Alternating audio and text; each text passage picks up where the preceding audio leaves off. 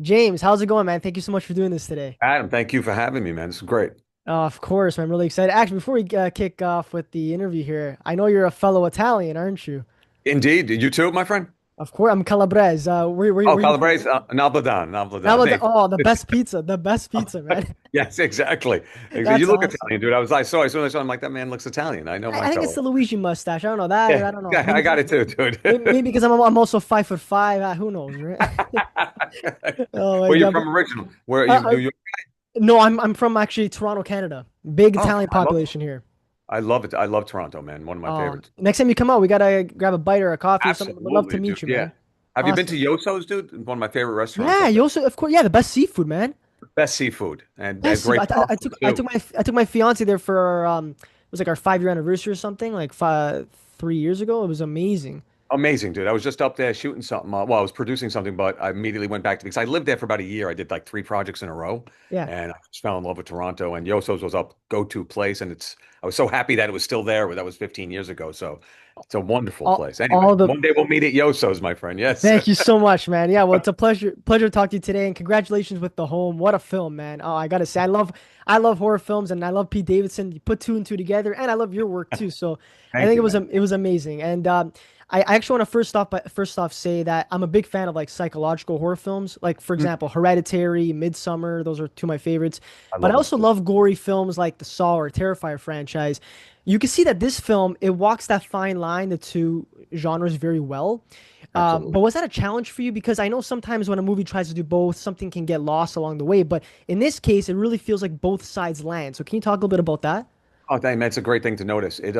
Yeah. So we got the slow burn kind of 70s psychological horror was the original inspiration, but I did want to get to a very cathartic third act where we don't pull any punches, where we kind of just go all in and you got limbs flying and blood flying. And I think, especially, I don't want to give too much away, but I thought the people would really have great cathartic fun watching Pete, exact some revenge. And I don't think that gives too much away. I think we know that's kind of going to be coming. So, but I didn't want to do it in a way that, I've worked in the studio system. Sometimes you have to pull your punches. You can't really show. And this was the first time in a while I was outside the studio system, and Miramax, who financed the film, kind of said, you know what, just go for it. And they allowed a deep level of bloodletting in that third act. And I think it's fun as hell. But you're right, it's a fine line. Like, will it seem to come out of nowhere? I hope it does. I hope we build to it nicely and we earn the right to go to that kind of extreme place because we don't go there earlier. We build to it. But yeah, but it was a matter of editing, dude.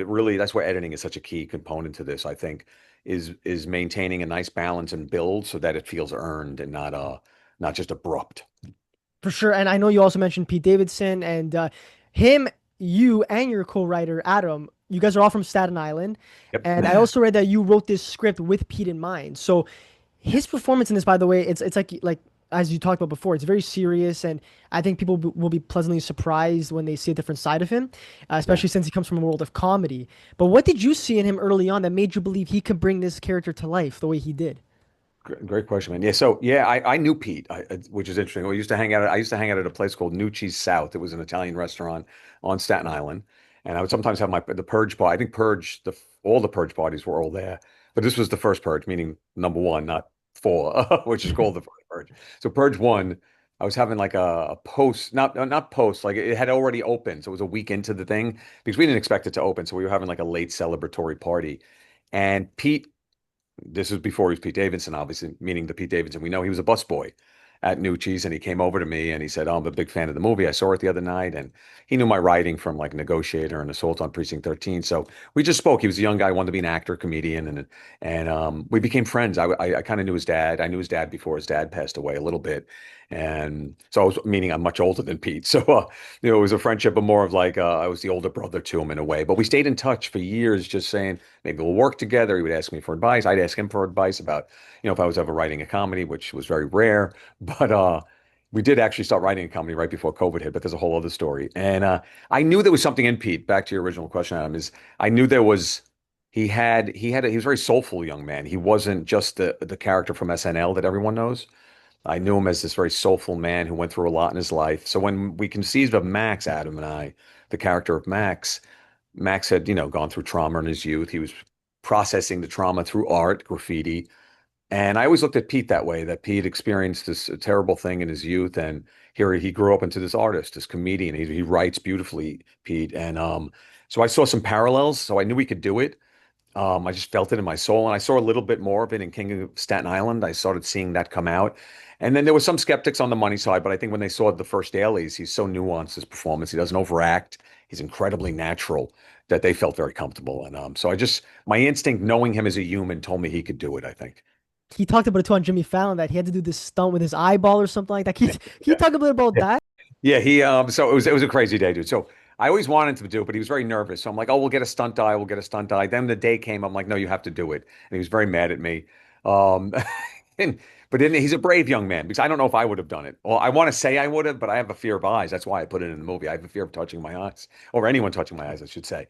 So we had doctors on set, and Pete had to put that clamp in his eye. And it did get weird at one point. This is what I don't know what he said on Fallon yet. I haven't watched it, but at some point in the process, a doctor whispered to me that we're 20 seconds away from Pete having irreparable eye damage if you keep the clamp in his eye because he didn't have I guess we all produce our own moisture in our eye. He wasn't producing the proper moisture. So I was like, well, take it out, cut, let's take it out. The sad part for me was I did the close-ups first because they were the cool, close-up. I had a side angle and a frontal angle on him. And I wanted to do a wide to show everybody that it wasn't a stunt eye, right? So I was planning on doing the wide, but we never got to the wide. So I am trying to spread the word that it was indeed Pete's eye, because now he's mad at me. He's like, that could have been a stunt eye. You never got the wide shot. It could have been anyone's eye. But I did plan on it, but we couldn't put the clamp back into his eye because it was an incredibly, what's amazing is it's not an evolved technology. This is the same technology they've been using like since 1930. They've never come up with a better way to open someone's eye. So it's very unpleasant to watch, as you've seen the movie, man. It's an unpleasant kind of, which I like making people squirm a little Of bit. course, that's the whole That's point, the right? fun of it, right? Everybody's screaming, squirming in the audience. So yeah, it was a hell of a day though on set. That's awesome, man. Well, James, we have to wrap up, but dude, thank you so much for doing this today. I Oh, appreciate it, man. thank you, man. Like I And I'm said, from Toronto. I'm looking you up. yeah, thank you so much, man. Have a good one. Okay, thank you for your You time. too. Take care, man. Thank you. Bye.